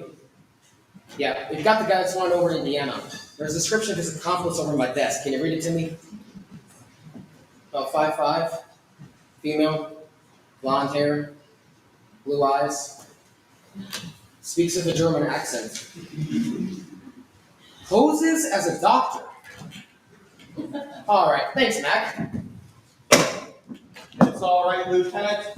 The doctor here has just completed the signatures. Wait a minute. Thanks, Doc. You're really doing Brooklyn a service.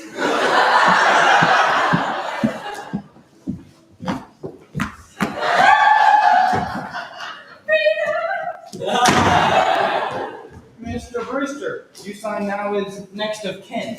Of course. Right here. That's fine. And this makes everything legal. Everything complete? Oh, yes. Well, now, aunties, you're safe. When do you think you'll be ready to start? Well, Mr. Witherspoon, why don't you go upstairs and tell Teddy just what he can take along with him? Upstairs? I'll show you. No, Mortimer, we'd like to speak with you. Yes, Mr. Witherspoon, just upstairs and turn to the left.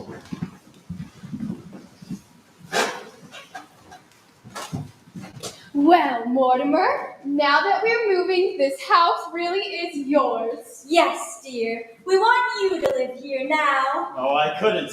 This house is too full of memories. But you'll need a home when you and Elaine are married.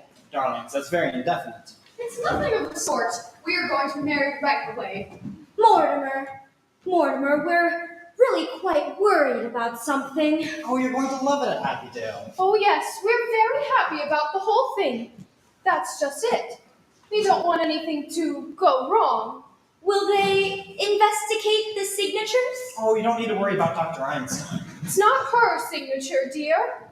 It's yours. You see, you signed as next of kin. Well, of course, why not? Well, dear, it's something we never wanted to tell you, but now you're a man, and it's something Elaine should know too. You see, dear, you're not really a Brewster. You see, your mother came to us as a cook, and you were born about 3 months afterward. But she was such a lovely woman and such a good cook, we didn't want to lose her. So brother married her. Elaine? Elaine, do you hear? Do you understand? I'm a bastard! Well, now I really must see about breakfast. Mortimer's going to be coming over to my house. Father's in Philadelphia, and Mortimer's going to be having breakfast with me. I've had quite a night. I need some coffee. In that case, I should think you ought to get to bed. I want to.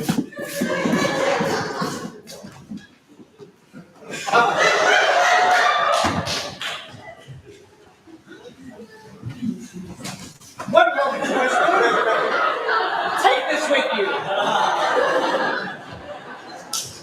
You don't need the wagon. My car's out front. Oh, you leaving now, Jonathan? Yeah, he's going back to Indiana. There's some people there that want to take care of him for the rest of his life. Well, Jonathan, it's nice to know someplace wants you. We're leaving too. Yes, we're going to Happydale. And this house seemed the last of the Brewsters. Unless Mortimer wants to live here. I have a suggestion to make. Why don't you turn this property over to the church? Well, we never thought of that. After all, it should be part of the cemetery. Let's get going. I'm a busy man. Goodbye, aunties. I can't better my record now, but neither can you. At least I have that satisfaction. The score stands even. 12 to 12. Jonathan always was a mean boy. Never could stand to see anyone get ahead of him. I wish we could show him he isn't so smart. Mr. Witherspoon, does your family live with you at Happydale? I have no family.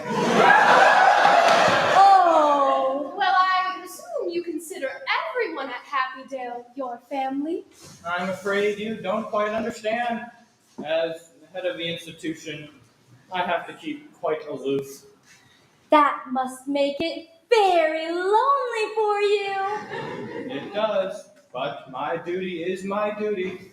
Well, Martha, if Mr. Witherspoon won't join us for breakfast, I think we should at least offer him a glass of our elderberry wine.